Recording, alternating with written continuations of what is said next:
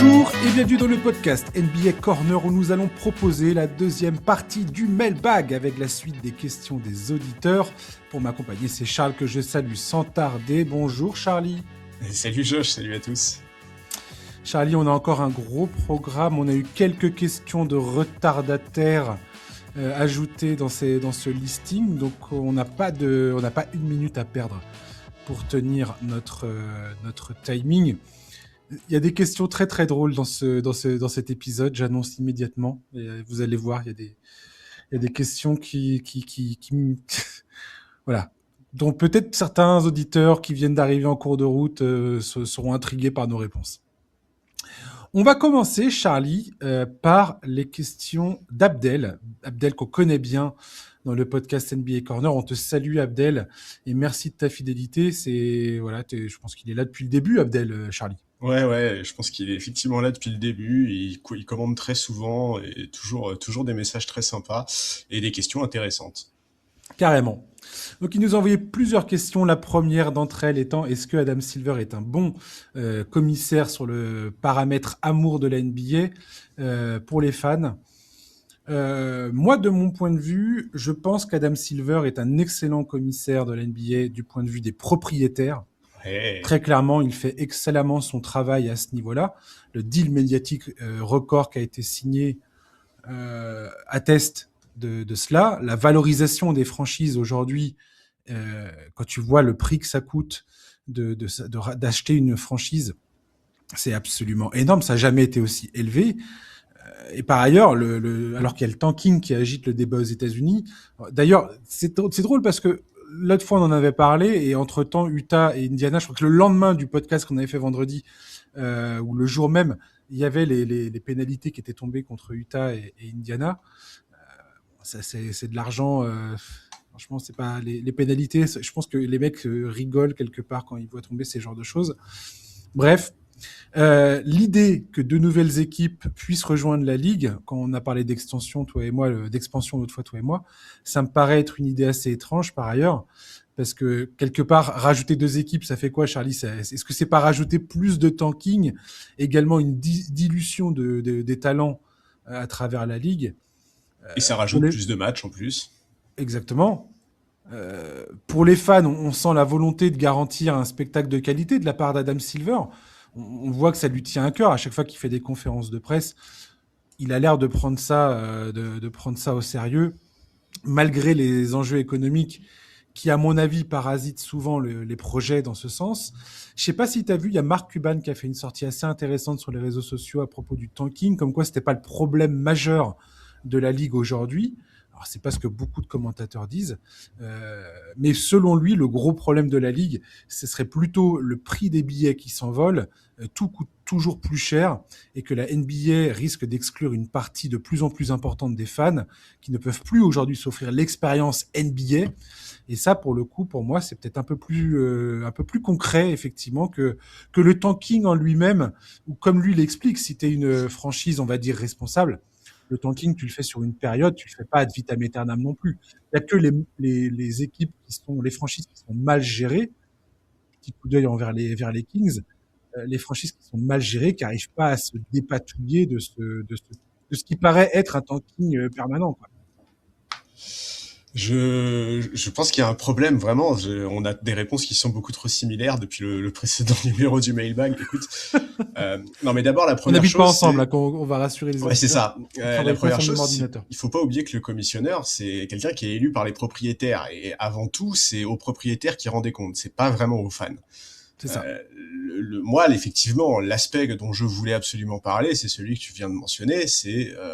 C'est un sujet qui a été pas mal discuté aux États-Unis ces dernières semaines. C'est le prix que coûte aujourd'hui le fait d'être un fan NBA. Les places sont souvent hors de prix, les services de streaming, les tarifs sont en hausse constante, à tel point que c'est devenu un vrai sujet de préoccupation. Et Adam Silver, il a été interrogé sur ce sujet en conférence de presse il y a pas si longtemps. Et moi, je vais être clair, sa réponse, je la déteste. Vraiment, je déteste sa réponse. En gros, il répond qu'il n'est pas d'accord, qu'il y a beaucoup de matchs qui sont diffusés gratuitement à la télé. Alors certes, mais pas du tout toutes les équipes. Et surtout, et ça, c'est vraiment ce que je déteste dans sa réponse, il répond, en gros, il dit « De toute façon, aujourd'hui, on peut suivre la NBA sans regarder les matchs parce que notre ligue est une ligue qui est avant tout basée sur les highlights. » C'est horrible comme réponse. Je sais depuis longtemps que la NBA est mise à mort sur les réseaux sociaux pour faire sa promotion via les highlights. Je trouve ça terrible. Je suis De d'accord mon avec toi. expérience personnelle, la NBA, ok, c'est une ligue de spectacle, mais c'est quand même un spectacle qui est basé sur le basket. Et le basket, c'est pas des vidéos de 15 secondes où on voit un dunk, un shoot à 3 points des 10 mètres ou un truc comme ça. Donc, on constate, toi et moi, depuis un moment maintenant, parce qu'on suit la NBA depuis longtemps, toi depuis plus longtemps que moi, mais on voit bien que beaucoup de nouveaux fans de la NBA consomment le basket comme ça, et j'avoue que je trouve pas ça sain du tout, parce que ça amène des jugements qui sont complètement biaisés sur certains joueurs, qui ne sont pas des joueurs highlight, et qui se retrouvent souvent mal jugés par une partie de la fanbase, et l'exemple évident dont on parle, toi et moi, souvent, c'est Rudy Gobert. Les mecs qui hate depuis des années sur Rudy Gobert sur les réseaux sociaux, je suis prêt à parier qu'ils ont jamais vu 10 matchs complets de Gobert dans leur vie. Donc moi, ça c'est l'aspect où, d'abord, je trouve que c'est assez méprisant de la part d'Adam Silver. C'est un peu genre en gros, ah bah c'est bon, les pauvres, ils ont les highlights sur les réseaux sociaux, c'est déjà ça. Et cet aspect-là, moi, c'est vraiment quelque chose qui me gêne. Alors, je dis pas que c'est de la faute d'Adam Silver. Je pense que c'est notre époque qui veut ça. Mais cette réponse-là, je l'ai vraiment trouvée très moyenne de la part d'Adam Silver.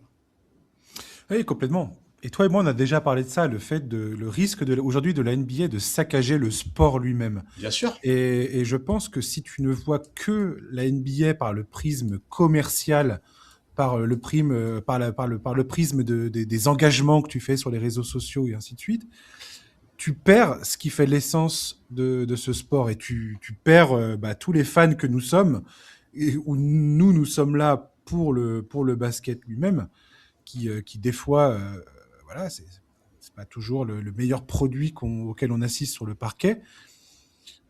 Notamment, effectivement, quand tu as des équipes qui tankent, ça peut être problématique, mais il y a quand même assez de matchs qui se jouent quotidiennement pour que tu aies toujours des rencontres à sélectionner par jour pour suivre ça.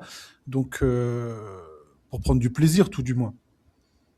Mais effectivement, moi, ça m'inquiète également de voir qu'aujourd'hui, le sport est de plus en plus mis de côté, passe au second plan plutôt que ah tiens, regarde les trucs un peu la poudre aux yeux, ce qui est pour moi de la poudre aux yeux absolue, quoi. Ouais, c'est Et ça. très sincèrement, même des fois, je m'interroge moi-même sur mon propre intérêt pour la NBA. Je me dis, si ça continue à tout bout de champ, pied au plancher dans cette direction, je pense que très sincèrement, il y a un moment où je me poserai des questions sur est-ce que je continue à suivre la NBA ou pas, quoi. C'est ça. Et en fait, si tu veux, si cet aspect-là c'était juste une conséquence de notre époque mais visiblement de la part d'Adam Silver c'est pleinement assumé, tu vois, cette réponse là en fait c'est ça qu'elle dit, tu vois, il reconnaît le fait qu'aujourd'hui bah si tu veux regarder vraiment les matchs NBA bah ça implique un certain investissement et si t'es pas capable aujourd'hui d'avoir cet investissement et bah tu vas devoir te contenter des highlights et c'est très bien comme ça a un côté qui est extrêmement excluant et surtout ça a un côté démarche assumée qui moi me gêne un peu. Oui, comme on a parlé, toi et moi, ce qu'on voit au NBA Paris Games, ce qu'on voit au All-Star Games cette année, on invite des comités d'entreprise, on invite des influenceurs qui connaissent rien au sport et rien à la ligue, tout ça pour créer de l'engagement, pour créer des happenings. Voilà, la dictature du happening, moi ça m'épuise, mais peut-être parce que je suis vieux, je sais pas. Mais ça m'épuise et je trouve que les jeunes générations méritent mieux. C'est-à-dire que aujourd'hui, forcément, enfin, on impose certaines choses. Voilà, la culture du highlight, comme tu le dis très bien. Je pense que il faut jamais perdre de vue que le sport en lui-même, c'est ça qui fait la colonne vertébrale de la NBA et des fans, quoi. Je pense qu'il faut jamais oublier ça. Tout à fait. Deuxième question, Boston est clairement le Dark Horse à l'Est. Qui est celui de l'Ouest? Tout le monde voit Minnesota à cause des 2 finales de conférence de suite. Aussi étonnant que cela puisse paraître, je vois les Suns que personne n'attend. Est-ce que j'ai tort? Alors, clairement, Phoenix est une des belles histoires de la saison. Il y a pas de souci là-dessus. Personnellement, j'ai l'impression que ce sera beaucoup plus difficile pour eux en play-off. Leurs adversaires auront toute la latitude pour analyser leur jeu et tenter d'enrayer ce qui fonctionne. On voit bien que le problème de Phoenix, ça risque d'être un problème offensif, même si là, l'apport de Jalen Green reste inconnu pour le moment parce qu'il a quasiment manqué l'intégralité de la saison sur blessure. Donc, il y a peut-être cet inconnu-là qui jouera en faveur des Suns. Ça reste à voir. Mais très sincèrement, je les vois pas taper le top 4 de la conférence Ouest. J'ai du mal à les voir taper ces équipes-là, quoi. Ouais, je suis assez d'accord. En fait, toi, tu dis que leur problème sera offensif. Moi, je t'avoue, en fait, je les trouve, même défensivement, je les trouve vraiment très irréguliers. Enfin, quand tu regardes, tu vois, entre le mois de janvier et le mois de février, il y a une marge énorme dans leur intensité défensive, dans leur défense au global. Je pense que s'ils arrivent à retrouver cette intensité défensive pardon, qu'ils avaient au début de l'année 2026, Mhm. ils peuvent être une équipe pénible à jouer, mais effectivement, de là à faire un vrai parcours en playoff, j'ai du mal à y croire. Moi, mon Dark Horse à l'Ouest, bah, tu vas pas être d'accord parce que je sais que toi, tu les mets même plutôt parmi Je suis les sûr que ça va être la même candidats. chose que moi, vas-y. Bah, moi, mon premier réflexe, c'est les Spurs parce que Mais moi aussi, c'est voilà, exactement ce voilà. que j'ai Bon, mis, bah, Charlie. en fait, moi, je les C'est- mets pas parmi les favoris parce qu'on en a déjà parlé, ils sont trop jeunes. Mhm. Donc peut-être effectivement San Antonio. Par contre, si je dois aller chercher dans le pool d'équipes qui est entre la quatrième et la 10e place, bah effectivement, les Wolves me semblent être l'équipe la plus logique. J'ai mis les Spurs moi aussi. Charlie, j'ai bien compris ce que tu disais par rapport aux Spurs et je suis foncièrement d'accord avec ce que tu dis. Le manque d'expérience fait que, très sincèrement, les Spurs sont logiquement un an trop tôt avant de les mettre dans la liste des favoris. Je suis tout à fait d'accord avec toi. Ce que je pense en revanche, c'est qu'il y a un passage possible pour eux jusqu'en finale si Denver est blessé, si le Thunder, qui manifestement est un bon match-up pour eux, en tout cas, c'est pas impossible de se dire que ils ont une chance de s'en sortir face au Thunder. Pourquoi pas? Je leur donnerais pas zéro chance de s'en sortir face au Non, Thunder. c'est clair, oui, non, pas zéro, oui, Contrairement non. aux Suns, par exemple. Les Suns, pour moi, c'est impossible qu'ils fassent tomber le Thunder. Les Spurs, c'est possible. Et je me dis qu'il y a vraiment, et je ne m'attendais pas forcément à ça cette saison, mais je persiste à dire, Wembanyama est à ce point formidable et cette équipe est à ce point, il y a une telle cohésion dans cette équipe. Après, il y a tellement d'inconnus, on ne sait pas, la moitié de cet effectif, voire plus, on ne sait pas à quoi ça va ressembler en playoff. Donc, Ouais, non, mais c'est ça, mais c'est on pour ça, verra bien au moment venu. je trouve que Dark Horse, tu vois, ça leur va très bien, Je quoi. suis d'accord avec toi. Mais en fait, je me dis qu'il y a vraiment, les Spurs ont vraiment une carte à jouer. C'est pas rien ne me paraît impossible les concernant. Voilà ce que je veux dire. Mais ça serait fou. Ça serait fou qu'ils aillent en finale NBA, par exemple. Ce serait ça serait, hallucinant. mais ça serait hallucinant. Mais ça me paraît pas totalement impensable. Voilà. Est-ce que vous faites confiance à JJ Redick pour créer une alchimie autour de Lucas? Cette année, le fond de jeu est catastrophique. Je les vois éventuellement sortir au premier round. Je trouve que les schémas de jeu sont faibles. Vous en pensez quoi? Alors, moi, je trouve que JJ Redick a plutôt prouvé qu'il était capable de bâtir un système qui fonctionne. Euh, Concernant les Lakers, on l'a déjà dit, moi je pense que c'est un problème d'effectif, de comment il est construit aujourd'hui. On verra si la saison prochaine, LeBron James est de retour ou pas. On a entendu dire que non. Là, tout d'un coup, les Lakers disent qu'ils ne seraient pas finalement mécontents de le voir revenir. On ne sait pas trop ce que pense le camp de LeBron James. On entend qu'il ne serait pas mécontent d'aller aux Warriors, d'aller aux Cavaliers. On connaît aujourd'hui les franchises qui sont les franchises potentielles où il pourrait finir. Ah, il a même pas dit que c'est sa dernière saison la saison prochaine. Hein. Euh, Moi, le seul truc, c'est que s'il reste aux Lakers et qu'il prend encore 50 millions, non. C'est catastrophique. Ça serait une catastrophe pour les Lakers. S'il accepte de faire un sérieux sacrifice financier, pourquoi pas? Une fois que cette équipe sera construite autour de Lucas, je jugerai JJ Redick là-dessus. Est-ce qu'il est capable de créer des systèmes pertinents autour de Luka Doncic et des joueurs qui seront à ses côtés? Ça reste à voir. On a vu qu'avec LeBron James et Anthony Davis, il était pas maladroit à partir du moment où il avait un effectif qui était sur pied, quoi. Donc, je sais pas, moi, j'ai pas trop de soucis concernant JJ Redick pour l'instant. Et on n'a pas beaucoup de choses à se mettre sur la dent pour dire est-ce que c'est un bon coach ou pas, est-ce que j'ai confiance à 100% ou pas. Je sais pas ce que tu en penses, toi qui les suis plus que moi. Bah, d'abord, je pense que ça ne dépend pas que de lui. Ça dépend aussi de comment l'effectif sera construit autour de Oui, Doncic. voilà. En tout cas, ce qui est clair, c'est qu'il va être jugé là-dessus l'année prochaine, c'est évident. Et avec les nouveaux propriétaires, si ça clique pas très vite, il pourrait rapidement se retrouver en danger. Pelinka est déjà sur la sellette. Rien ne dit que le poste de Redick soit assuré. Je suis d'accord avec toi. Je trouve que depuis son arrivée aux Lakers, il a quand même montré des choses qui sont intéressantes. Maintenant, cette année, c'est quand même moins brillant. On voit bien qu'il y a un problème d'exécution aux Lakers, que on ressent parfois un peu de la frustration de sa part. Il y a pas mal d'insiders qui estiment même que les joueurs ne respectent parfois pas les systèmes qu'ils dessinent, etc. Donc ça, s'il n'arrive pas à s'imposer de ce point de vue-là, ça va être problématique. Maintenant, il faut quand même bien avouer que cette année, l'équipe, elle est compliquée à juger. Il le dit lui-même, cette équipe, elle a pas réellement d'identité. Il doit perpétuellement s'adapter parce que cette équipe, elle est mal foutue. Il y a eu des soucis de blessures. Si je ne m'abuse, Doncic, Reeves et LeBron, ils ont même pas joué. Je crois qu'ils ont dû jouer 10 ou 15 matchs ensemble depuis le début de la saison. Bon, moi, ce trio, dans l'absolu, j'ai des doutes quant à son fonctionnement. Mais effectivement, je suis d'accord avec toi.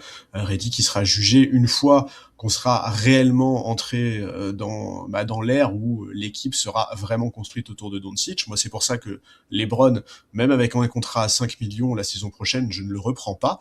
Et je dis pas du tout ça parce que c'est un mauvais joueur. C'est évidemment pas ça. C'est juste que l'ombre de LeBron est beaucoup trop imposante et que j'aimerais juste que l'équipe soit réellement aux mains de Luka Doncic ou aux mains de Luka Doncic et quelqu'un d'autre, peu importe, mais pas LeBron. Il faut vraiment que ce soit une nouvelle page, et pour que cette nouvelle page soit pertinente, je pense sincèrement que LeBron James doit partir. Donc voilà, je dirais pas que je suis 100% confiant quant au fait que ça va le faire l'année prochaine avec JJ Redick. Je pense malgré tout qu'il vaut mieux que ce qu'on peut voir cette année. Complètement. Il peut pas. Enfin, LeBron James et Luka Doncic ne sont pas complémentaires. Ah non, non. Et quand tu fais venir Luka Doncic dans ton équipe, par la volonté du Saint-Esprit, enfin, je sais pas, le miracle absolu que ce joueur-là soit aux Lakers aujourd'hui. Donc, tu ne saccages pas cet état de fait. Tu t'essayes de construire autour de lui et de le mettre dans les meilleures conditions pour aller au titre. Et LeBron James, voilà, je comprends les fans de LeBron James qui se disent, ouais, mais quand même, LeBron, quoi, palmarès, tout ça, joueur absolument historique, légendaire, tout ce que vous voulez.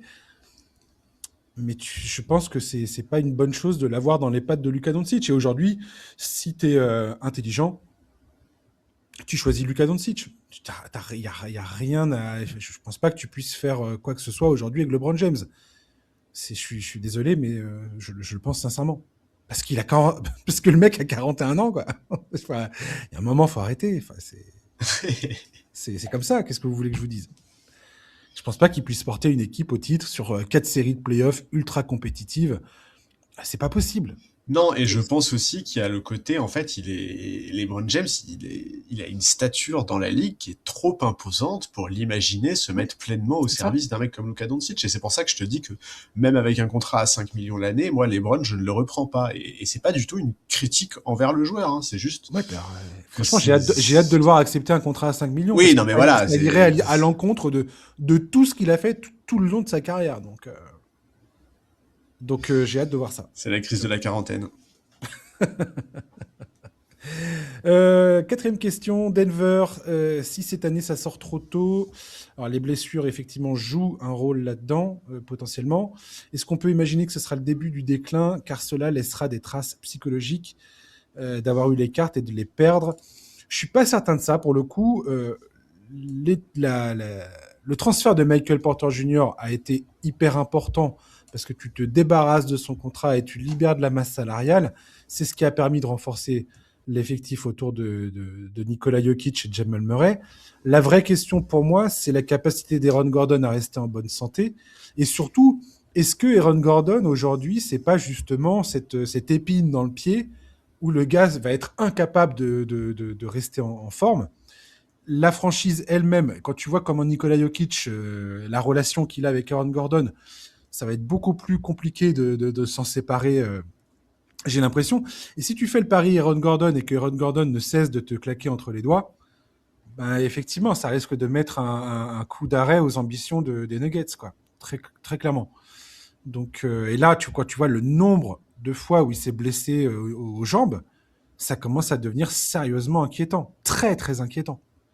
Donc, pour moi, c'est plus ça. Maintenant, les Nuggets, la saison prochaine, Jokic n'arrête jamais d'augmenter. On n'a pas vu encore le déclin le concernant. Jamal Murray, logiquement, est dans son prime.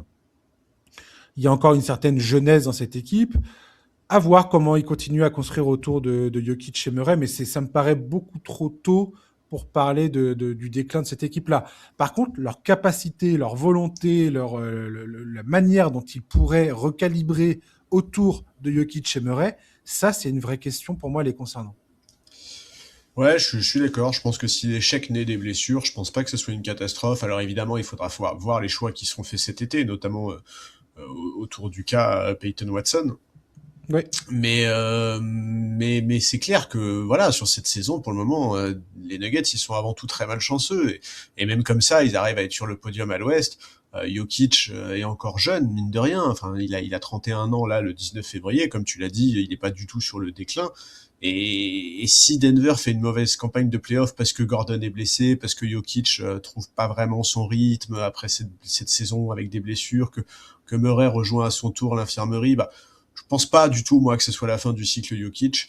En fait, moi, je vais même te dire, je me demande, vu la situation de la masse salariale, où en fait beaucoup de joueurs sont sous contrat. Il y a vraiment le cas Peyton Watson qu'il faudra trancher, mais moi je vais presque te dire, ça vaudrait presque le coup de, entre guillemets, sacrifier cette saison pour pleinement retaper à Aaron Gordon, tu vois, de dire, bon, bah, Aaron Gordon, on le fout au frigo le temps qu'on soit à quasiment sûr qu'il puisse revenir, et que l'année prochaine, l'équipe se présente en pleine possession de ses moyens.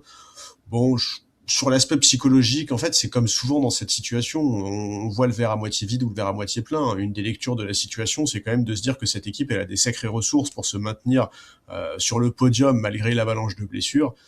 Et voilà, si ça se passe mal cette année, il faudra prendre les bonnes décisions cet été autour du cas Watson, voir dans quel état physique est Aaron Gordon aussi, pour s'assurer qu'il se retape vraiment.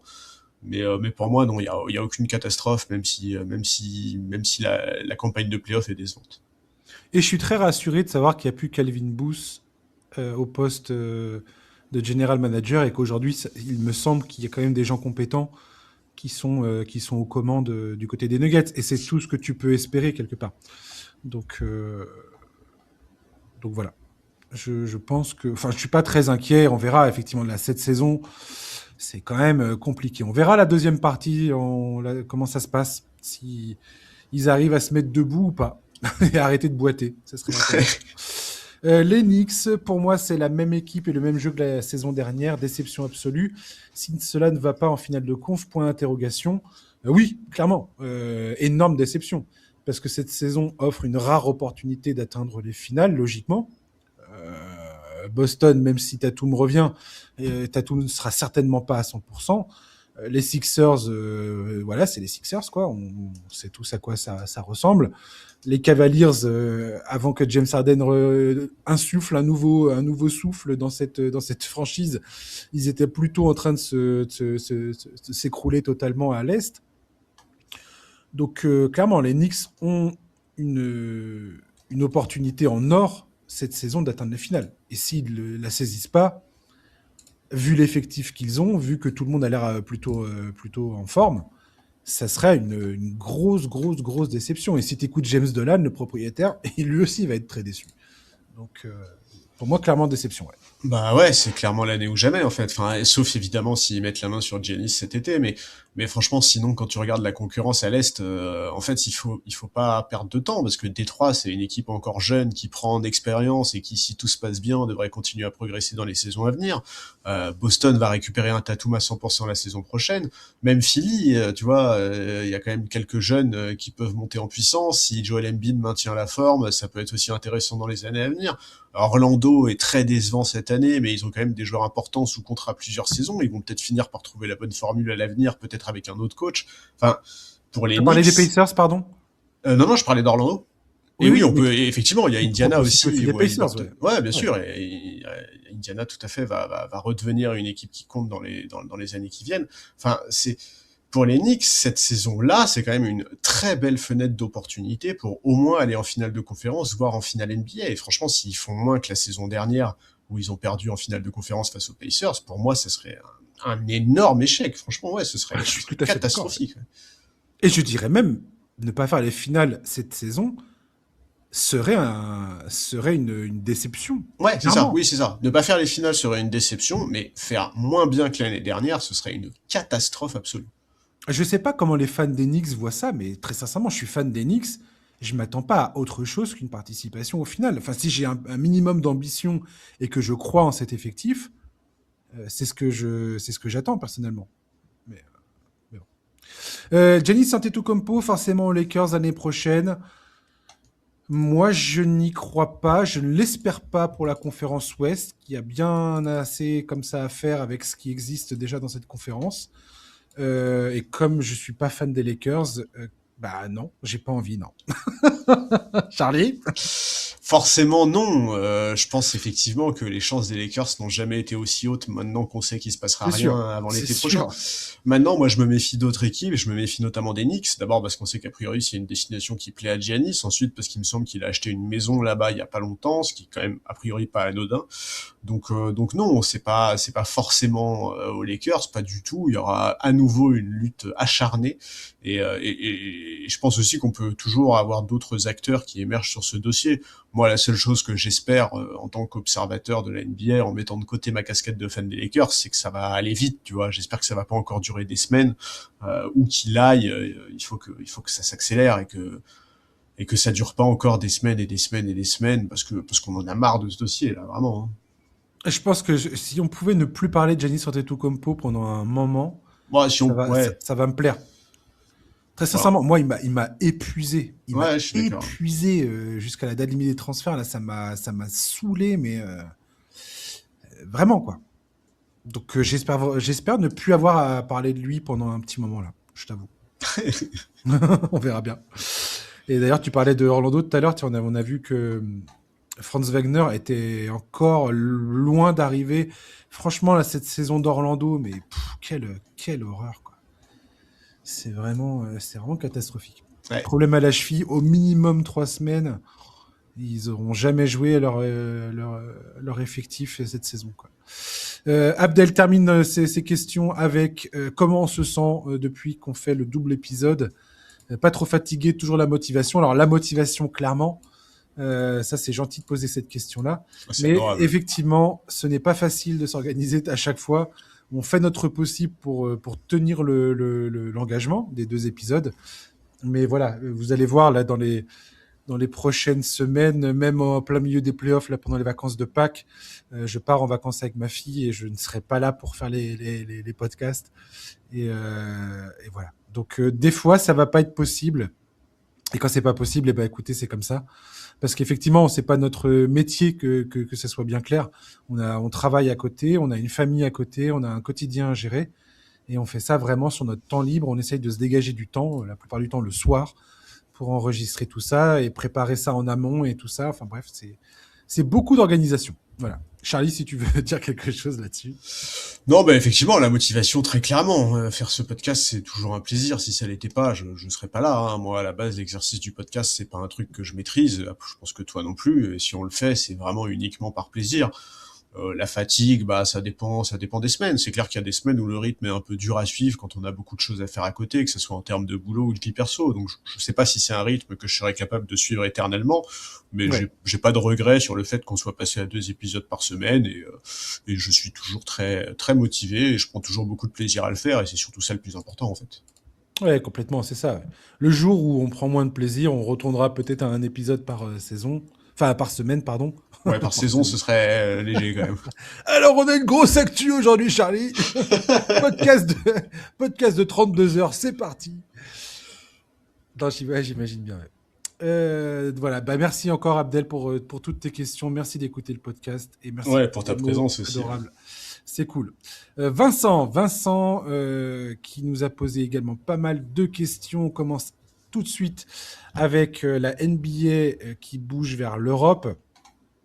Voilà, donc quel est l'impact sur les autres organisations, notamment la FIBA et ainsi de suite. Alors, l'NBA Europe sera une ligue à part entière. Ça n'aura aucun lien avec la NBA. Ça sera une ligue à proprement parler. Là, de ce que j'ai regardé récemment sur comment ça évolue ce dossier, peut-être il y a encore la possibilité d'un deal avec l'Euroleague. Tout le monde est en train de mettre de l'eau dans son vin. Il y a encore des négociations qui sont en cours. Manifestement, on saura fin mars comment ça se passe au niveau des investisseurs. Je pense que le dossier financier de cette NBA Europe est absolument colossal. En tout cas pour la NBA, clairement, c'est l'argent qui parle. Et surtout qu'il y a beaucoup d'investissements qui vont venir de tous les pays, tous les pétrodollars là qui vont pouvoir investir dans cette ligue potentiellement. Donc très sincèrement, j'ai hâte de voir ce que ça va donner. Et puis voilà il y a une autre question. Est-ce que les joueurs européens sont prêts à troquer leur style de jeu et leur mode de vie pour les dollars de la NBA? Je trouve que cette question est hyper intéressante. Moi personnellement, je redoute l'arrivée de la NBA en Europe du point de vue des clubs et des centres de formation en fait. Euh, Parce que j'ai peur que l'Europe perde son savoir-faire en termes de formation des jeunes. Ce serait une erreur pour moi phénoménale de calquer le système européen sur celui de la NBA. Donc j'espère que bah les comment on appelle ça, que les clubs, que le système de clubs européens, les délégations, tout ça, que tout ça, ça va être maintenu que cet argent va servir à continuer à financer les clubs et la formation des jeunes. J'espère que l'Europe ne va pas céder ne va pas céder ça à la NBA, très sincèrement. Bah, d'autant que la NBA se tirerait une balle dans le pied en foutant en l'air le système de formation européen quand on voit tous les talents européens qui ont brillé en NBA ces dernières années. Et quand on voit comment le système américain, lui, est complètement sclérosé par l'argent, par le profit immédiat, par tout ce système d'économie qui est fait autour de la formation des jeunes. Et j'espère que l'Europe va se maintenir là-dessus, quoi. En fait, la culture du club en Europe est hyper importante. Sauf que c'est un système qui ne colle pas avec le schéma américain, avec le système de ligue fermée que veut mettre en place la NBA. Alors là, j'ai vu qu'il y avait peut-être des négociations pour ne pas justement que ce soit une ligue fermée, qu'on respecte un peu la culture européenne à ce niveau-là, qu'il y ait un système où des équipes seront rétrogradées. Pour qui, pourquoi, comment? J'ai hâte de voir franchement la structure qu'ils vont mettre en place et comment l'argent va bénéficier aux clubs de formation. Mais, euh, mais moi, j'ai un peu peur. Ouais. J'ai un peu peur de ce à quoi ça pourrait ressembler. Ouais, je suis d'accord. Et la question de l'impact sur les compétitions européennes, elle se pose très clairement, hein. C'est un vrai sujet. J'ai hâte de voir comment ça va se passer dans les années à venir. Je pense effectivement qu'il va y avoir des soucis, des conflits, et que ça sera pas très simple. Alors tu l'as dit, tout le monde met un peu de l'eau dans son vin aussi parce que les sommes qui sont en jeu sont colossales. Je me souviens que l'année dernière, l'Euroleague, par exemple, était beaucoup plus véhémente pour caractériser, enfin pour parler de ce projet de NBA Europe. Hein. Je crois que c'est le président de l'Euroleague qui avait parlé de menaces pour le basket européen, de risques de fragmentation du sport, etc. Bon, visiblement, il y a quand même plusieurs clubs qui sont avancés dans leur réflexion à ce sujet. Hein. Si j'ai bien compris, le Real notamment et l'Asvel sont un peu en pointe sur la question. Moi, j'ai un peu tendance à penser que c'est quelque part trahir un peu l'histoire de ces clubs. Tu vois, Oui. l'histoire d'un club comme le Real, c'est les compétitions européennes. Et d'ailleurs, je crois me souvenir que des groupes de supporters du Real avaient sorti un communiqué à ce sujet et qu'ils avaient l'air assez opposés à cette idée d'NBA Europe. Bon, on va voir. Moi, c'est clair que c'est un projet qui me fait pas plaisir. Alors, je suis peut-être un peu trop vieux jeu sur mon approche du sport, mais c'est vrai qu'à mon sens, l'histoire, c'est important. Et l'histoire du Real, elle s'écrit sur les compétitions européennes. Bon, voilà. Quant aux joueurs, bah, franchement, je pense que les joueurs, ils auront pas vraiment le choix, en fait, hein. Les joueurs, Mmh. c'est dans un projet aussi important, les joueurs, ils vont surtout subir. Alors, dire qu'ils vont subir quand on voit les salaires qui seront évoqués, évidemment, c'est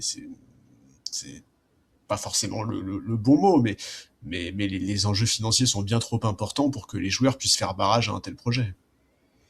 En fait, moi, c'est le respect des fédérations nationales où j'espère que ça va être pris en compte, quoi. C'est ça que je veux voir.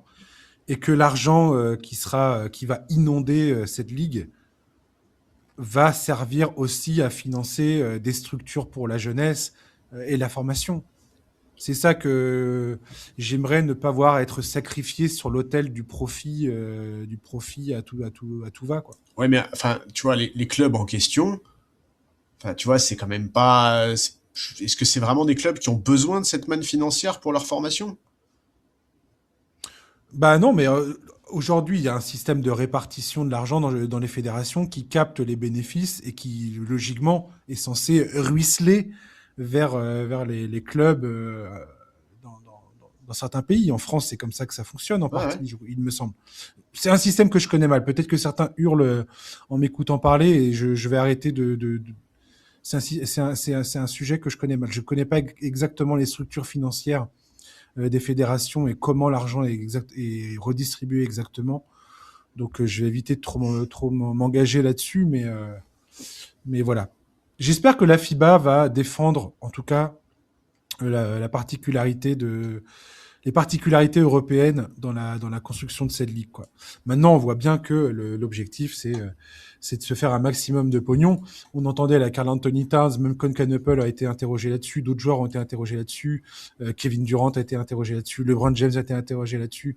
Est-ce que vous seriez prêt à aller jouer là-bas? Et on commence à voir ce qui va se passer. C'est que les joueurs, quand ils auront terminé leur carrière en NBA, ils iront gratter 2-3 ans dans la NBA Europe, du moins au début, pour lancer l'intérêt, pour dire ah regardez les joueurs NBA, eux ça leur permettra de continuer à encaisser un chèque et à la Ligue NBA Europe d'avoir des noms pour des têtes de gondole pour assurer le marketing, quoi. Ça fait rêver. On le voit venir le truc. Donc voilà, on verra bien. Mais ouais, il y a un coup. Puis pareil, la dimension politique, c'est assez énorme, c'est assez colossal comme sujet. Ça mériterait, en tout cas, à l'occasion, qu'on s'y consacre et qu'on travaille vraiment le sujet à fond et que j'enlève tous les sujets, enfin toutes les zones qui sont encore mystérieuses pour moi, quoi. J'avoue que c'est un sujet que je connais pas à fond du tout, très clairement. Quel coach serait le mieux placé pour reprendre les Spurs après Greg Popovich, si on enlève son remplacement actuel, mais parmi les coachs des autres équipes, pour reprendre son héritage et l'état d'esprit des joueurs à San Antonio? Très sincèrement, je pense que Mitch Johnson est excellent dans ce rôle. Il a été sélectionné par Greg Popovich. Donc moi, j'ai l'impression que c'est quand même un des héritiers. Si je devais choisir un coach d'une autre équipe, je dirais Steve Kerr, qui est un des élèves de Popovich et qui a un palmarès, on va dire, derrière. Mais très sincèrement, je pense que Greg Popovich est un coach unique dans sa manière de faire. Il a été très très dur au début de sa carrière. Quand tu regardes les histoires de Tony Parker avec Greg Popovich, je pense que le mec était pas tendre du tout. Il était même à la limite enfin, pas du harcèlement, mais il était très très très dur. Il a toujours été tourné sur le collectif. On voit ce qu'il a pu faire aux Spurs. Il a toujours su évoluer. Pour le coup, il a toujours su se remettre en question également.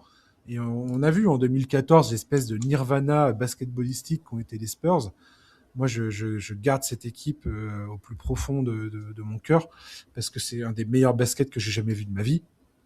Et voilà, Popovich, pour moi, était une personnalité et un coach unique. Et très sincèrement, ça va être très, très compliqué de le remplacer. Ouais, bah en fait c'est une question compliquée parce qu'il y a quand même beaucoup de coachs qui sont passés par les Spurs, qui ont appris sous Popovich. Oui. Steve Kerr, il n'a pas été assistant de Popovich, mais il a été là en tant que, enfin, sa toute fin de carrière en tant que joueur. C'est clair que la logique, ce serait évidemment de se pencher sur ces profils-là, sur ces mecs qui sont considérés comme les héritiers de Popovich. Moi, je dois avouer que dans l'absolu, si je devais aller chercher mon coach idéal pour Wembanyama, j'irais chercher celui que je considère comme le meilleur coach NBA depuis longtemps, c'est-à-dire Erik Spoelstra. Mais j'y crois pas une seconde, hein, je le vois pas du tout quitter Miami. Non, jamais. Donc si je devais aller chercher un mec dans les héritiers, dans les élèves de Popovich, pour moi, la logique, c'est Budenholzer. Hein. Budenholzer, c'est l'assistant historique de Popovich.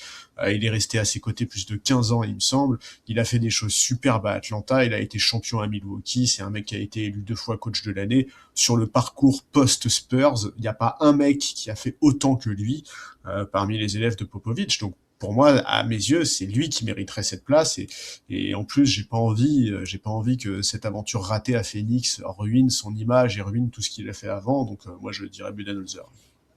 Ouais, c'est tout à fait compréhensible. Et franchement, Mitch Johnson, je veux le voir réussir, ce mec-là. Ça a l'air d'être un bon gars. Et pour l'instant, le boulot qui est fait, c'est quand même très compliqué de remettre en question ce qui est en train d'être fait aux Spurs, quoi. Oui, c'est clair que vu leur saison. Voilà. Il y avait une autre question sur les réseaux sociaux. Comment ça a changé un petit peu la face de la NBA, la place des grandes franchises au sein de la ligue? Est-ce que ça a permis de recalibrer un peu les choses au sein de la NBA entre les Knicks, les Lakers et puis les équipes peut-être un peu plus les plus petits marchés, on va dire?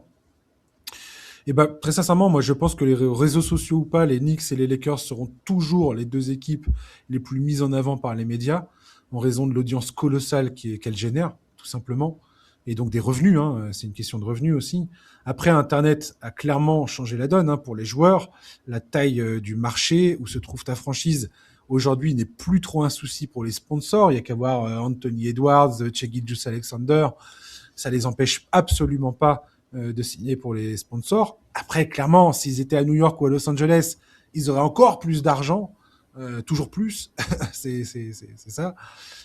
Les médias sont effectivement beaucoup plus tranchants dans les grands marchés. Si tu joues au Knicks et que ça se passe pas bien, eh ben tu vas en entendre parler. Ça va être impitoyable parfois.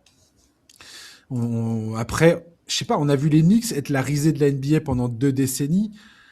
C'est pas parce que c'était un grand marché que ça leur permettait d'attirer plus que ça des talents. Si t'as pas la Sainte Trinité en place, la Sainte Trinité, c'est le propriétaire, le front office, le coach, tu vas te gaufrer quoi qu'il arrive. Même si t'es le plus grand marché de la NBA qui soit, tu vas te vautrer. Les Lakers, c'est pareil, ils ont eu un gros passage à vide à un moment. Tous les Lakers qu'ils étaient. Il y a un moment, si t'as pas les talents, si tu sais pas recruter, si tu sais pas drafter, si tu sais pas développer tes talents, tu vas nulle part. Voilà. Donc voilà ce que j'ai à dire sur ce truc-là. Je sais pas si tu as quelque chose à ajouter sur ça. Non, mais je pense effectivement que les réseaux sociaux limitent un peu l'avantage des gros marchés par rapport aux plus petits, dans le sens où aujourd'hui, même un petit marché, s'il a le bon joueur à highlight, peut faire des gros chiffres d'audience sur les réseaux sociaux. Et évidemment, un des exemples évidents, c'est la Melo Ball. Maintenant, en fait, effectivement, je pense que dans les précisions qu'il a envoyées sur cette question, Vincent parle notamment du fait que la pression des fans pourrait pousser les propriétaires des franchises à prendre des décisions rapides et spectaculaires plutôt que de miser sur la patience.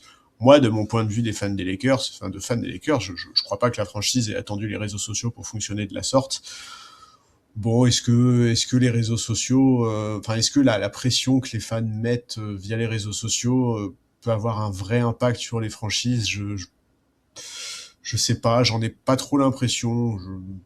Moi, j'avoue que j'y connais quand même pas grand-chose aux réseaux sociaux. Hein. Moi, mon utilisation de ce truc-là, c'est vraiment de scroller entre les tweets, enfin entre les comptes que je suis pour voir un peu les news, et j'ai pas trop cherché plus loin. Donc non, pas trop de précision à apporter. Juste voilà, c'est en fait la NBA a tellement misé sur ce vecteur-là pour se développer. C'est ce qu'on disait tout à l'heure quand on parlait d'Adam Silver. C'est clair que toutes les franchises aujourd'hui ont besoin des réseaux sociaux et s'en servent allègrement. Complètement. Et pour le coup, il y a 2 sujets dont on a déjà parlé un petit peu, qu'on a évoqué dans le premier mailbag, il me semble, mais qui sont aujourd'hui pour moi au cœur de ce que je regarde dans l'évolution de la NBA en tant que ligue. C'est l'expansion annoncée par Adam Silver, qui a affirmé d'ailleurs qu'une relocation n'était pas à l'ordre du jour. Et je pense que les décisions qui vont être prises concernant cette potentielle expansion, enfin, c'est les propriétaires qui vont voter pour ou contre. Ça va être un bon indicateur de la situation globale de l'NBA et de l'ambiance qui règne dans le camp des propriétaires, justement. À quel point ils veulent partager le gâteau, étendre le gâteau, au risque bah, de, de, de compromettre le produit qui fonctionne bien aujourd'hui, malgré tous les critiques de tanking et ainsi de suite. Et très sincèrement, moi, je pense que enfin, je comprends les gens qui veulent revoir une équipe à Seattle et ainsi de suite. Il n'y a pas de problème. Et Las Vegas, je m'en cogne tout à fait de voir une équipe à Las Vegas. Mais Seattle, je peux comprendre le côté viscéral de ceux qui ont connu les Supersonics, de revoir une franchise là-bas, vu comment les fans se sont fait avoir au moment où leur franchise s'est barrée à Oklahoma. Très franchement, je saisis ce truc-là. Mais Aujourd'hui, on parle de tanking. Est-ce que l'expansion est vraiment le problème majeur auquel doit faire face la NBA? Enfin, est-ce que la NBA a raison de se rajouter ce truc-là dans les pattes? Franchement, je suis pas sûr. Ils devraient plutôt se concentrer de consolider ce qu'ils ont aujourd'hui et d'essayer de peaufiner ce qui fonctionne à moitié plutôt que de continuer à essayer de s'étendre en permanence, quoi. J'ai pas l'impression que ça soit la bonne chose. Et l'autre, le plus gros de tous les dossiers à mes yeux, c'est ce truc des paris sportifs qui vont devenir incontournables dans les prochaines négociations.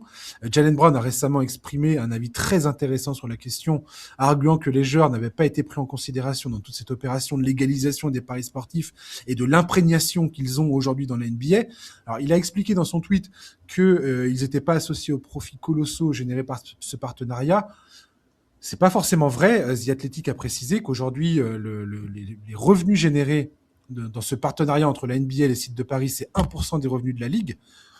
Ça paraît pas beaucoup, mais c'est des sommes qui sont déjà énormes. Ouais, et les joueurs captent la moitié de ces bénéfices. Donc ça, c'est la convention collective qui a été signée, qui gère ce truc-là avec le syndicat des joueurs. Donc ils touchent cet argent-là. Ça fait un supplément de salaire pour énormément de joueurs qui ne gagnent pas des sommes absolument mirobolantes. Là, on voit bien aujourd'hui que plus ça va, plus les paris sportifs ont de l'influence, commencent à avoir des exigences vis-à-vis de la Ligue. Plus la part de revenus de la NBA qui émane des paris sportifs va augmenter, plus on va avoir des soucis. Et pour le coup, Jalen Brown évoque un autre problème, et ça, on en a déjà parlé toi et moi, c'est les problèmes d'intégrité du jeu et des doutes que ça va créer par rapport à des gens qui vont dire oui, les résultats, est-ce qu'on est bien sûr qu'ils n'ont pas été manipulés? Est-ce que c'est pas pour l'appât du gain et ainsi de suite? Il explique également que les joueurs aujourd'hui se font insulter à longueur de temps par des joueurs, enfin des parieurs qui ont perdu de l'argent. Je pense qu'on ne voit à peine le début du commencement de tous les problèmes que ce truc est en train de créer ou peut créer. Et si la NBA ne prend pas ça à bras-le-corps immédiatement et ne se voile la face parce qu'ils ont tellement d'argent qui leur arrive dans les mains qu'ils vont se dire mais pourquoi on continue, pourquoi on arrêterait pourquoi on tuerait la poule aux œufs d'or? Alors c'est pas la tuer, mais il va falloir pour moi sérieusement contrôler ce truc-là, quoi. Ouais, c'est moi, tu sais que en dehors de la NBA, je suis pas mal l'e-sport et ça me fait sourire ce que tu dis parce que bah en fait l'e-sport c'est une scène qui est totalement dépendante de l'argent du betting, des sites de betting. Et aujourd'hui, il n'y a pas un match qui se déroule sans qu'il y ait des suspicions de match fixing, sans qu'il y ait des suspicions d'arrangement. Aujourd'hui, il n'y a pas un match sans qu'il y ait des tombereaux d'insultes sur les joueurs de la part des parieurs frustrés, etc., etc. Et c'est évident que c'est un truc qui va arriver en NBA. C'est demain, en fait. C'est ce monde-là, c'est demain. Et ça va prendre des proportions qui sont absolument colossales parce que l'e-sport, c'est un secteur qui est complètement en marge, qui est complètement minoritaire. Quand ça va se dérouler sur un truc aussi monstrueux que la NBA, ça va être catastrophique. Ouais, moi, ça a clairement le pouvoir de tuer, de tuer le truc, quoi.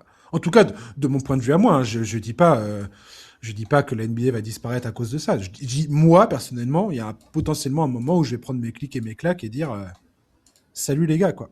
C'est pas pour moi, j'arrête. Tu vas partir en même temps que LeBron. J'arrête là, exactement. LeBron et moi, on va prendre notre retraite. Et on fera la tournée d'adieu du podcast. Ah, j'ai cru que t'allais dire on fera un podcast tous les deux. Non. Et la dernière question, il me demande si ma fille est toujours fan de Stephen Curry ou est-ce qu'elle a un nouveau favori. Alors forcément, elle est très sensible au talent de Nikola Jokic parce que y a toujours un match de Nikola Jokic et des Nuggets qui tournent dans le fond, notamment le week-end.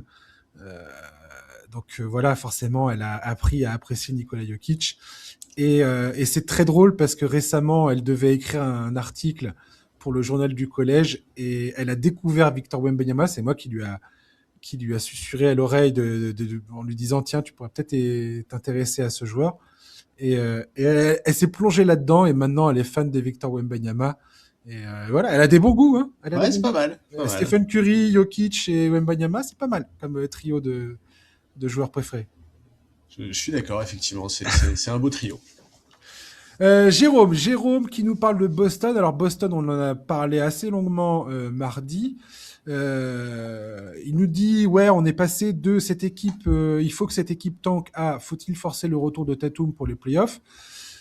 Alors, je sais pas si eux parlaient de tanker pour le coup. Les médias, oui, clairement. Mais effectivement, toi et moi, on en a déjà parlé. Joe Mazzulla, je pense que c'est pas du tout le genre à saboter une saison. Et ça s'est vu. La conférence Est, elle est clairement ouverte. Ni Cleveland, ni les Knicks se sont imposés de manière claire, nette et précise. Les Pistons auront certainement leur mot à dire au printemps. Ça, j'en suis persuadé. On verra bien comment et dans quelles conditions. Mais oui, si Tatum revient, les Celtics ont clairement, pour moi, une chance d'atteindre les finales et plus si affinité. Ils ont l'expérience, ils ont le talent, ils ont le coach. Franchement, il y a tout. Ils cochent quasiment toutes les cases. À part Tatum, potentiellement, on ne sait pas trop comment il va revenir. On faudra voir à quoi ça ressemble concrètement sur un terrain. Mais très sincèrement, ça coche toutes les cases.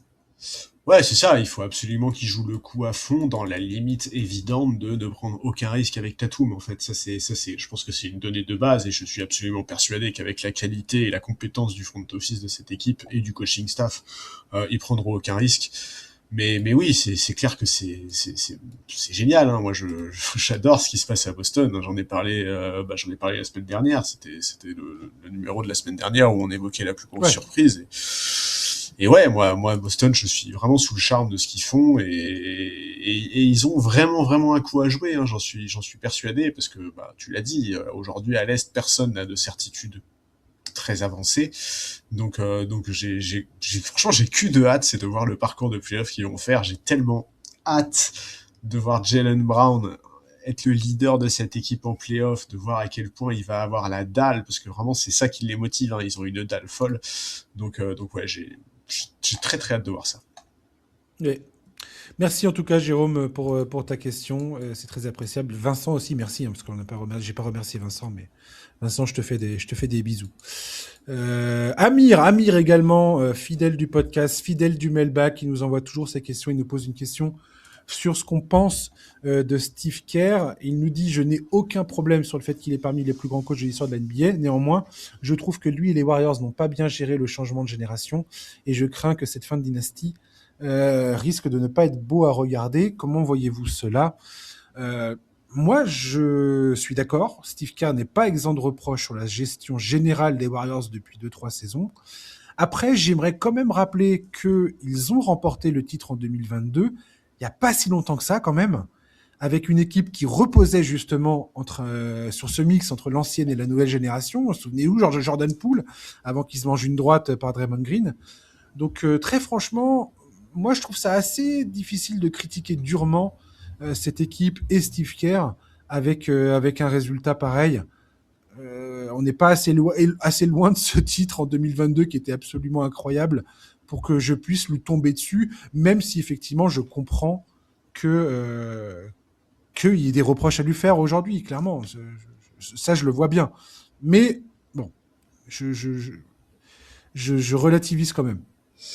Ouais, moi je suis assez d'accord avec ça. En fait, effectivement, ça a un côté injuste de dire ça, parce que oui, il y a ce titre de 2022 qui arrive quand même 4 ans après le dernier titre avec KD, donc c'est pas anodin, mais finalement ce titre c'est un truc qui est tellement isolé dans des années globalement moyennes pour les Warriors, hein. Les 2 saisons qui précèdent ce titre là, ils sont pas en playoff. 2023 ils sortent mais tout le monde est blessé. Conférence. Oui, non, mais bien sûr, ils ont des circonstances, mais toutes les équipes ont des circonstances. Tu vois, Denver, ils ont une saison pourrie par les blessures, ça les empêche pas d'être sur le podium à l'Ouest, tu vois. Tout à fait. Donc 2024 c'est pareil, ils sont pas en playoff. 2025 ils se font sortir sèchement en demi par les Wolves. Bon, en fait, ce qui est gênant, c'est que toutes ces années-là, c'est jamais vraiment arrivé qu'on se dise ok, Golden State sont des gros candidats au titre. À la limite, quand Butler arrive en février 2025, on se dit tiens, pourquoi pas, mais dès qu'il se pète, on sait que c'est mort. Alors oui, c'est typiquement le genre d'équipe dont à chaque fois on dit, c'est typiquement le genre d'équipe où on se dit ah bah ça va pas être un adversaire facile en playoff. Mais en fait, ça tient avant tout à la présence de Steph Curry et à l'aura qui entoure ce genre de joueur. Moi, je trouve que globalement, ces dernières années, Steve Kerr, il a beaucoup navigué à vue, il a beaucoup tâtonné dans ses rotations, il a jamais trouvé de réel équilibre. Et c'est vrai que j'ai un peu ce sentiment de longue fin de cycle, comme s'il n'arrivait pas à se réinventer, à s'adapter. Alors, peut-être que... Est-ce qu'il n'y a pas aussi l'effectif, Charlie, qu'on Mais lui met entre si, les pattes? Je veux dire, mais bien il est pas dans le sûr. front office pour le coup. Mais bien sûr, il est aussi victime de de ces effectifs-là, je suis d'accord. Mais en fait, quelque Le part, le départ de titre... Bob Myers est important dans l'histoire, dans Tout à l'équation. fait. Ça permet d'expliquer beaucoup de choses. Mais en fait, le titre de 2022, quelque part, c'est aussi... Il est incroyable, mais c'est aussi un titre où, quand tu regardes ça quelques années après, tu te dis...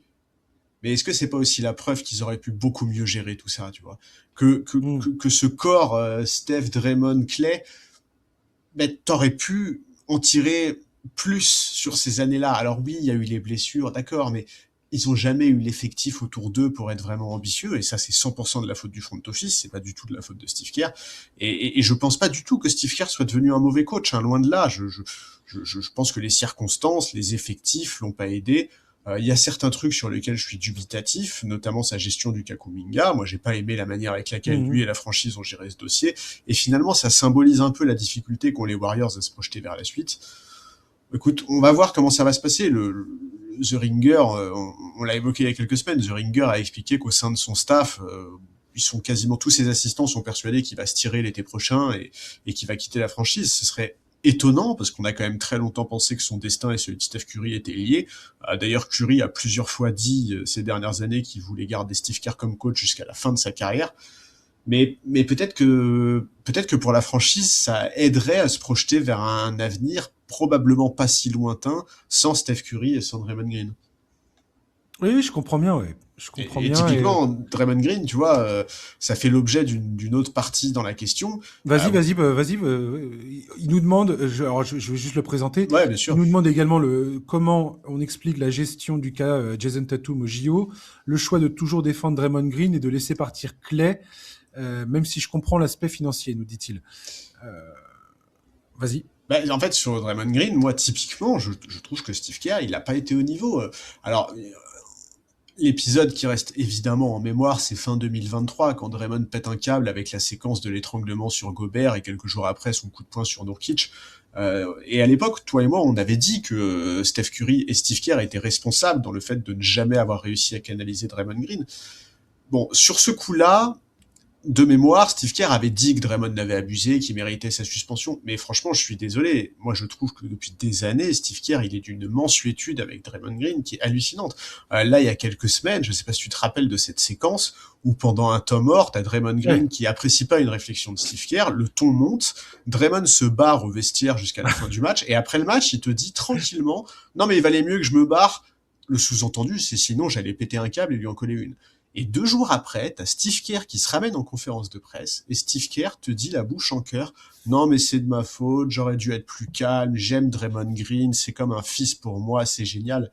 Mais attends, mais on marche sur la tête, c'est quoi ça? C'est une bombe à retardement, Draymond Green? S'il faut le cajoler, sinon il pète un plomb. Qu'est-ce que c'est que ça? Dans leur relation, en théorie, Steve Kerr, c'est quand même le coach. S'il fait un reproche à son joueur et que le ton monte dans la foulée, c'est quand même pas à lui d'aller faire un mea culpa derrière, tu vois. Je trouve que c'est lunaire, ça. Vraiment, je trouve que c'est complètement hallucinant. Ah oui, je comprends tout à fait ce que tu es en train de dire. En fait, Draymond Green, il a vraiment un rôle particulier dans la révolution du jeu imposée par les Warriors en 2015, Bien sûr. qui était absolument voilà, révolutionnaire. Et au cœur de ce système, c'est Draymond Green et Stephen Curry qui sont les moteurs de tout ça. Draymond Green, par sa capacité à défendre beaucoup plus grand que sa taille et voilà, et Stephen Curry parce que c'est le meilleur shooter de l'histoire de tous les temps de la ligue, voilà. Et donc effectivement, je pense que si t'es membre du coaching staff et que t'es Steve Kerr, si t'es pas bête, tu comprends que Draymond Green a un rôle absolument déterminant dans tes résultats. Alors, moi, très clairement, Draymond Green, il m'est sorti par le nez à de nombreuses reprises. Tu mentionnais le coup avec Rudy Gobert. J'ai trouvé ça insupportable. Le coup de poing à Jordan Poole, qui dérègle totalement la saison qui a suivi. Je trouve ça insupportable. Et aujourd'hui, maintenant que le talent commence à s'évaporer, effectivement, on a de plus en plus de mal à justifier les écarts de conduite, qui ne devraient d'ailleurs jamais être excusés, qu'on Mais soit bien d'accord ça, avec bah bien ça. sûr, mais bien sûr. Jamais de la vie, il devrait y avoir de passe-droit. Mais À partir du moment où tu es une franchise et que tu as des ambitions et que tu as connu la gloire absolue, tu te dis, ah ouais, mais attends, il y a peut-être encore quelque chose à gratter là-dedans. Et Stephen Curry et Draymond Green ensemble, c'est comme ça que la magie opère sur le terrain. C'est pour ça qu'on a été absolument exceptionnel. Et voilà, Klay Thompson, quelque part, est plus facile à remplacer que Draymond Green. Non mais Plus facile à d'accord. remplacer que Stephen Curry. Enfin, tu peux quand même lui Aujourd'hui, fixer un cadre au mec, en fait. T'es oui, pas oui, bien obligé de sûr. lui passer tous ces pétages Mais de plomb. j'y viens, Charlie, j'y viens. Justement, par rapport à ce que tu viens de dire, par rapport à la séquence dont tu as parlé, là, le fait que Draymond Green se barre, que Steve Kerr ensuite arrive et dise ouais, non, mais c'est de ma faute. En fait, il y a une familiarité aujourd'hui entre Green et Steve Kerr qui tue le fonctionnement de cette équipe. En fait, Steve Kerr n'est plus capable, a rompu son autorité vis-à-vis de Draymond Green. Et quelque part, je pense que ça dessert également le vestiaire. Et que c'est irrémédiable, en fait. Tu peux pas corriger ça aujourd'hui si t'es les Warriors. Donc, à part remplacer Steve Kerr. Mais si Stephen Curry te dit, ouais, mais c'est Steve Kerr, c'est hors de question qu'il s'en aille. Qu'est-ce que tu fais? Tu vois, quelque part, tu te retrouves piégé par ta propre histoire. Par les C'est liens qui se sont créés dans ce trio, Draymond Green, Stephen Curry, Steve Kerr, et ce truc qui est un espèce de que t'as pas envie de lâcher parce que c'est eux qui ont bâti ton histoire, c'est eux qui ont construit ta légende, et en même temps aujourd'hui c'est ça qu'il faudrait casser pour repartir sur des bases saines. Et je pense que personne n'arrive à se résoudre à faire ça. Et que Draymond Green serait probablement l'élément perturbateur aujourd'hui à couper parce que sa production ne justifie pas le mal de crâne, comment dire, les galères qu'il t'impose à longueur de temps par son comportement sur le terrain, dans le vestiaire, dans les médias et ainsi de suite. Très clairement. ouais, moi je pense que c'est moi vraiment je pense que la gestion du cas de Draymond c'est une vraie pierre dans le jardin de Steve Kerr et en fait il faut se rendre compte d'à quel point ça a pénalisé cette franchise parce que t'as parlé de l'histoire avec Poole qui flingue une saison mais tu vois le l'histoire avec Gobert et ensuite Nurkic là c'est en 2023, c'est à la fin d'année 2023 donc c'est la saison 2023-2024. Draymond Green, il prend facile une quinzaine de matchs de suspension. J'ai plus les chiffres exacts, mais c'est facilement une quinzaine de matchs de suspension. À la fin de la saison, les Warriors, ils sont 10e à l'Ouest avec 3 victoires de retard sur les 6e. Alors je te dis pas du tout que si Draymond Green n'avait pas été suspendu 15 matchs, ils auraient comblé ce retard. C'est trop facile de le dire, tu vois. Je vais pas dire ça, mais enfin, je suis désolé, tu peux quand même pas me dire que ça a aidé son équipe, quoi. C'est catastrophique sa gestion, vraiment. Ah non, mais Avoir je suis tout laissé à ce fait. mec-là en roue libre toutes ces années, c'est un énorme échec dans la gestion du vestiaire de la part de Steve Kerr. Je pense que les liens entre les trois là, dont je te parle depuis tout à l'heure, je pense que les liens entre ces trois-là est au cœur de tout ça. Ouais, Du mais fait qu'il c'est ne s'est rien passé. ouais, non, Et mais c'est qu'on a évident, je suis toléré. complètement d'accord. Oui, oui, non, bien sûr, je suis complètement d'accord. Mais d'abord, je trouve que c'est une erreur. Ensuite, je trouve que c'est foncièrement injuste quand, en parallèle de ça, tu tapes allègrement sur la tronche d'un Kuminga. Enfin, tu vois, en termes de comportement, Kuminga, c'est Kuminga, pour un moi, ange par rapport. c'est une erreur de draft. Et ça, c'est pareil. Le front office des Warriors, il y a un moment, il va bien falloir quand même reconnaître qu'ils ont drafté comme des manches, quoi. Non, mais ça d'accord. Mais ok, je te parle pas du profil de Kuminga. Je te parle de comment est-ce que tu es intransigeant avec un gamin Hmm. alors que tu laisses un mec comme Draymond Ah, qui est mais bien sûr. connu pour faire tout et n'importe quoi depuis des années. Tu lui laisses carte blanche pour tous ces pétages de plomb. Et en plus derrière, c'est toi qui viens t'excuser et faire tomber à culpa devant la presse. Mais vraiment, je trouve que c'est lunaire, vraiment. Non, non, mais je comprends bien. Après, voilà, les dynasties, c'est ça. Pour le cas Clay Thompson, il y a une responsabilité partagée. Clay voulait maintenir son statut.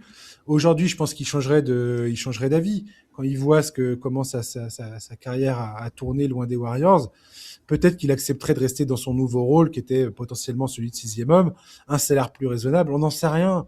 Mais tout le monde aujourd'hui aux Warriors, et Steph Curry le premier, reconnaît que le fait que quand Clay est parti, ça a aussi cassé quelque chose. Bon. Bien sûr. Oui, bah, et d'ailleurs, sur Et le, j'en veux pas à Claire, hein, c'est compréhensible. Quand tu as été le moteur d'une dynastie, je pense qu'il y a un moment, tu te dis, bah, vous pourriez au moins me payer correctement pour tout ce que j'ai fait, quoi. Ouais, c'est ça, parce que Ça marche pas comme ça, la NBA.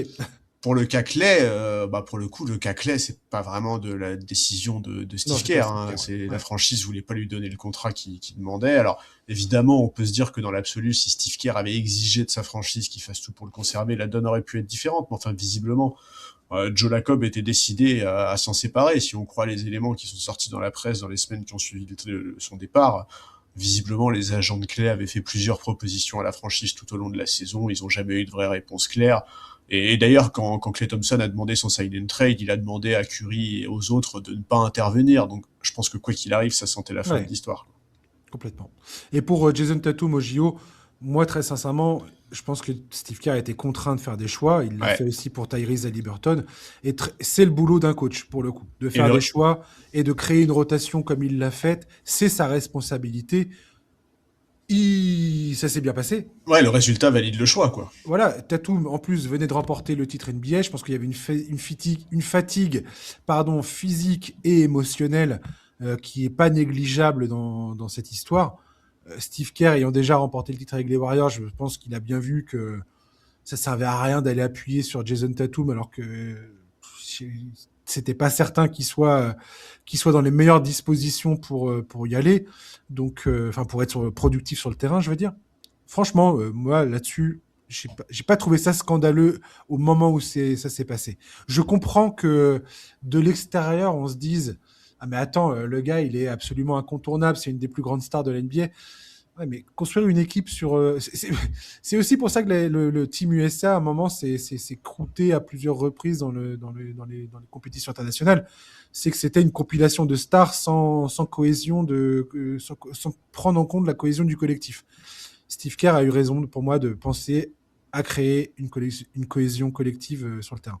Ouais, et puis de mémoire, quand Tatum a joué, il était quand même pas extraordinaire en plus, tu vois. C'est pas comme s'il avait un niveau de performance qui pouvait bouleverser les rotations.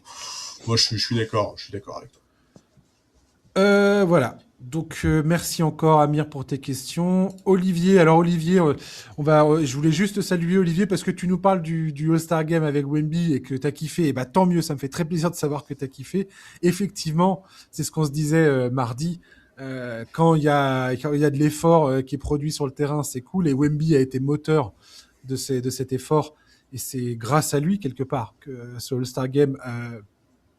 plein de gens manifestement ont pris du plaisir, donc tant mieux. Et il nous pose la question également si on a prévu de recevoir des invités, par exemple des joueurs pros ou des entraîneurs. Est-ce qu'on a prévu d'aller sur des événements basket et de faire des lives pendant la finale NBA de 2026, Spurs Pistons par exemple, j'adore. Alors les joueurs pros, alors les joueurs NBA non, puisqu'ils parlent anglais et donc j'ai envie de... si je devais traduire à chaque fois façon Nelson Montfort... ça serait pas idéal, ou de mettre une voix off par-dessus, ça serait pas idéal non plus. Des entraîneurs non plus. Enfin voilà, après c'est des organisations d'emploi du temps qui sont quand même assez compliquées, et de faire des événements basket ou de faire des lives, pareil. La structure organisée avec notre boulot, notre famille, toutes les exigences techniques et ainsi de suite. Non, voilà, je fais le podcast pour le plaisir, pas pour me casser la tête. Et comme je dis, c'est pas mon boulot. Donc voilà. Donc ça serait trop d'embêtement, Olivier, j'avoue. Ouais, puis les événements basket aux États-Unis, ce serait des coûts financiers importants. Voilà. Et même faire du live, ça impliquerait de trouver des solutions techniques qui sont pas si évidentes. Écoute, sinon, non, pour le All-Star Game, effectivement, on en a déjà parlé il y a quelques jours. Moi, comme je le disais dans la première partie du mailbag, c'est clair que c'était plus agréable à regarder. Maintenant, moi, j'ai vraiment du mal à rentrer dans le truc à cause du format. Moi, j'ai envie d'avoir un vrai match de basket, avec entre deux équipes, avec 4 cartons, etc. Mais effectivement, la base la plus importante, c'est la volonté des joueurs de faire ça sérieusement. Et si la nouvelle génération, les Wembanyama, etc., arrive à maintenir ça, à maintenir cet aspect-là, à maintenir cette mentalité-là, alors le All-Star Game va redevenir un événement intéressant. C'est obligatoire. Complètement, je suis tout à fait d'accord. Il y a trop de talent au mètre carré pour que ce soit pas cool si les joueurs se donnent la peine, quoi. Exactement. On va passer aux questions. La dernière question, c'est Carlos qui nous pose quelques questions. On va commencer par la question de Jamoran, si tu veux bien. Charlie, et il nous demande si c'est un lieutenant potentiel dans un contender. Très sincèrement, pour le coup, on a déjà parlé de Ja Morant il n'y a pas si longtemps que ça, il me semble. Mais moi, j'ai du mal à visualiser l'avenir de Ja Morant à l'heure actuelle. On l'a déjà dit avec Charlie, c'est plus un problème d'attitude, c'est pas un problème de talent concernant Ja Morant. C'est évident qu'il a du talent, ce joueur.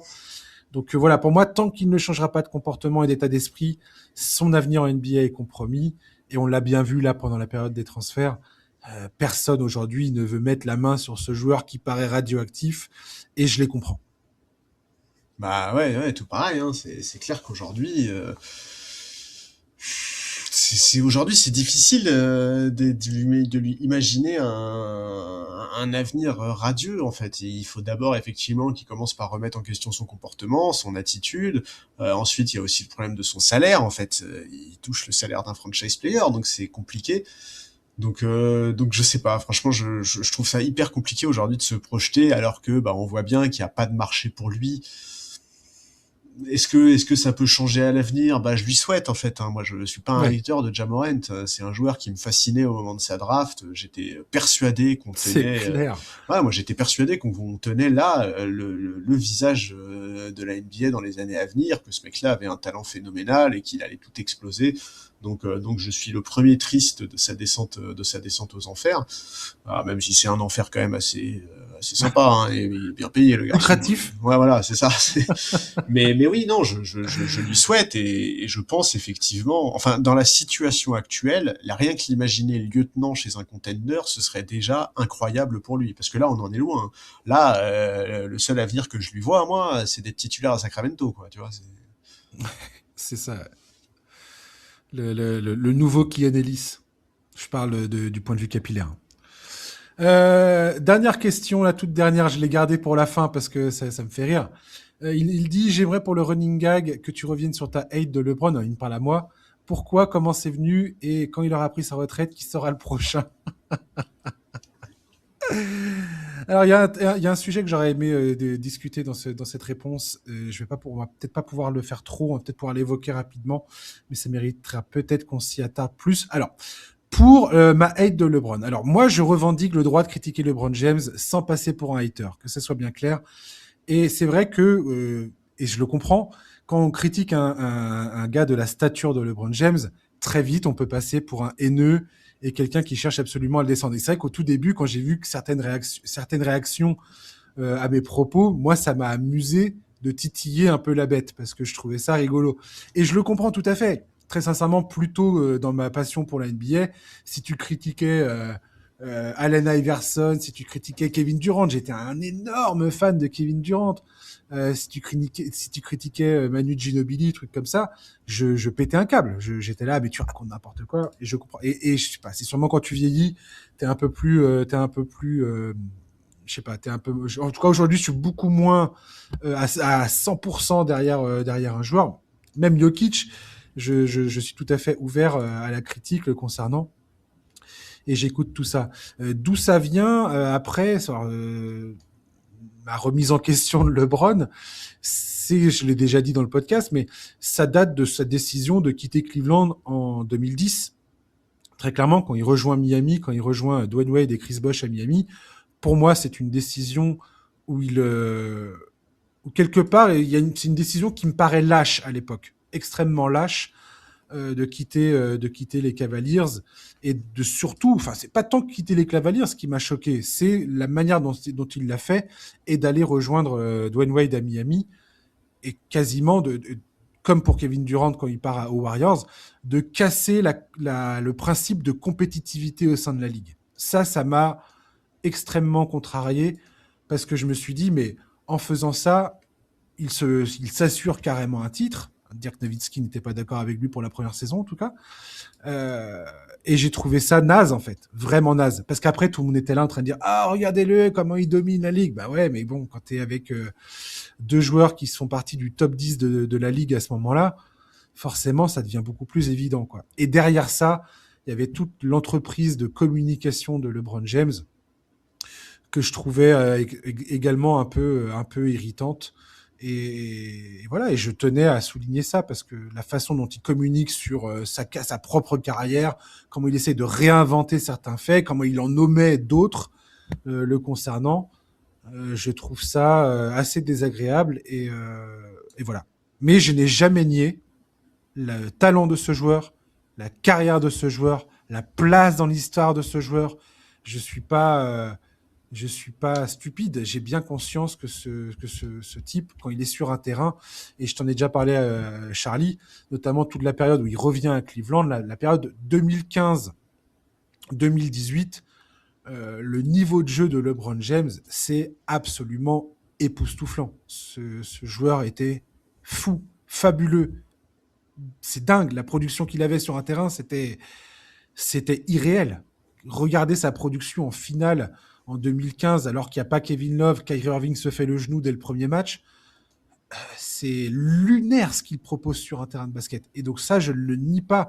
Et j'ai apprécié LeBron James à 100% quand ça valait le coup, quoi. Mais c'est vrai que son passage au Heat, j'ai pas du tout été fan parce que ce joueur, pour moi, avait beaucoup trop de talent pour s'abaisser à faire ce qu'il a fait. Voilà. Ouais, bah oui, Je pense qu'il y a beaucoup de gens qui sont d'accord avec toi et qu'il y a beaucoup de gens qui ont commencé à plus pouvoir blairer LeBron à partir du moment où il est parti pour Miami. Ouais, j'ai trouvé ça hyper décevant. Si on se remet dans le contexte de l'époque, le choc était mais colossal. Colossal. Ah non, mais, parce que, en fait, comme le podcast n'a pas démarré et n'existait pas à cette époque-là, moi, je vais être clair, moi, LeBron James, je pouvais pas le blairer avant 2014, C'est quand il est revenu à Cleveland et qu'il a fait des choses incroyables avec les Cavs jusqu'à offrir un titre à sa ville.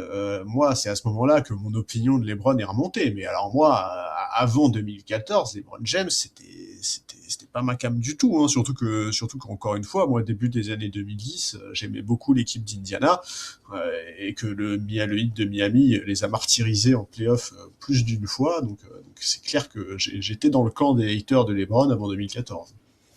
Et qui je pourrais m'amuser à titiller après coup, après la retraite de LeBron, on verra quand est-ce qu'il part, mais Kevin Durant, effectivement, c'est une cible toute choisie, et là, il est dans la sauce absolue, là, avec ses burners sur Twitter, ça me fait tellement rire. Oh, alors ça.